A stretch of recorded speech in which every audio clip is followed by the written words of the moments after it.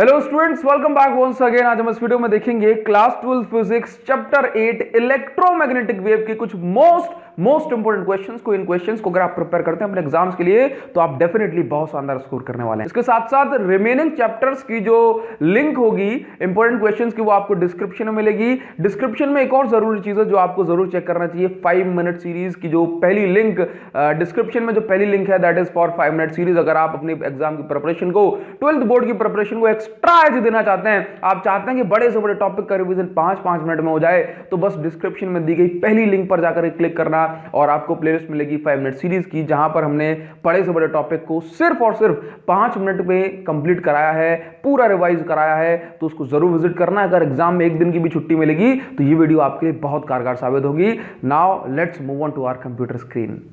सो students, अभी हम आ चुके हैं अपनी कंप्यूटर स्क्रीन पर और जो क्वेश्चंस आपको मिलने वाले हैं, मैं एज ऑलवेज हर बार की तरह कहूँगा कि ये क्वेश्चंस वेदर आप सीबीएसई बोर्ड से बिलोंग करते हैं या फिर स्टेट बोर्ड से, तो हर स्टूडेंट के लिए ये क्वेश्चन मोस्ट इंपॉर्टेंट है। तो आपको ये पूछना नहीं है बोला सर हम इस बोर्ड से हैं सीबीएसई के लिए और इस बोर्ड के लिए सभी के लिए ज़रूरी है क्या? हाँ जी, ये क्वेश्चन सभी के लिए मोस्ट इंपॉर्टेंट है।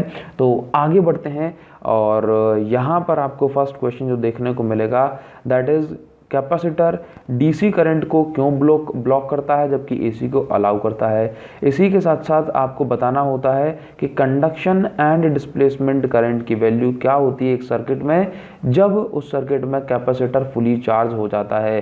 तो आपको मैं क्लियर कर दूं भाई, यदि किसी सर्किट में कैपेसिटर लगा है और वो कैपेसिटर जब फुली चार्ज हो जाता है तो चाहे कंडक्शन करंट हो या फिर डिस्प्लेसमेंट करंट, दोनों की वैल्यू 0 हो जाती है। तो बस 1 वर्ड में आंसर आपका लिख जाएगा भाई। क्वेश्चन नंबर 2 की बात करेंगे।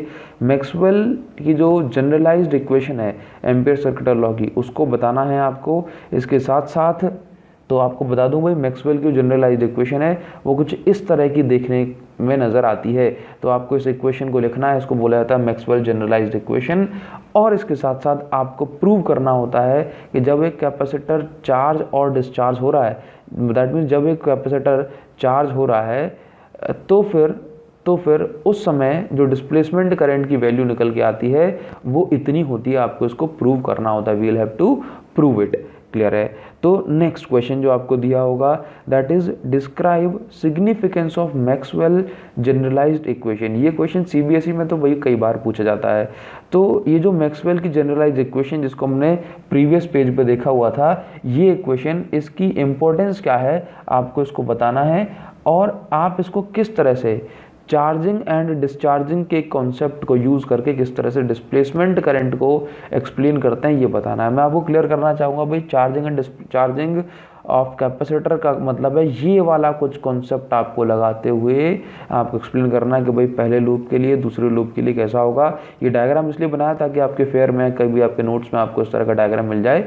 तो ये वही डायग्राम है जो इस क्वेश्चन के लिए जरूरी है, क्वेश्चन नंबर 3 के लिए। तो नेक्स्ट क्वेश्चन है कि how electromagnetic waves are produced by oscillating charge. तो ऑसिलेटिंग चार्ज से इलेक्ट्रोमैग्नेटिक वेव कैसे प्रोड्यूस होती हैं।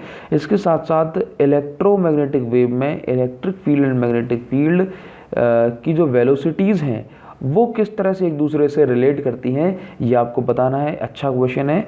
How can you, question number 5, how can you show that electromagnetic wave है ट्रांसवर्स नेचर। नेक्स्ट क्वेश्चन हम देखते हैं। Write down properties of electromagnetic wave. आपको सभी इलेक्ट्रोमैग्नेटिक वेव्स की प्रॉपर्टी लिखनी है और सभी इलेक्ट्रोमैग्नेटिक वेव्स कैसे प्रोड्यूस होती हैं, कैसे उनका प्रोडक्शन होता है, एक एक लाइन में आपको वो लिखना है।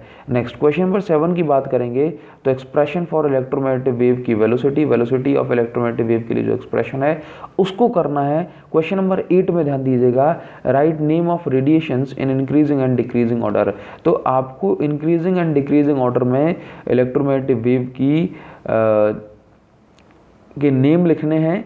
भले ही वो आपसे पूछ सकता है इंक्रीजिंग फ्रीक्वेंसी या फिर डिक्रीजिंग वेवलेंथ, कुछ भी, या फिर आपको 4-5 ऑप्शन दे दिया जाएगा और आपसे कह दिया जाएगा भाई इंक्रीजिंग वेवलेंथ के टर्म्स में या इंक्रीजिंग फ्रीक्वेंसी के टर्म्स में इसको लिख करके दिखाइए। चलिए क्वेश्चन नंबर 9 की बात करते हैं। तो आपको यहाँ पर देखना है कि हमें बताना है कि how electromagnetic wave exert pressure on the surface on which it incident. भाई इलेक्ट्रोमैग्नेटिक वेव किस तरह से प्रेशर एक्सर्ट करती है ये हमें बताना है और उसके साथ साथ शो करना है कि electromagnetic wave energy and momentum दोनों कैरी करती है। इसको आपको एग्जांपल की हेल्प से बताना होगा।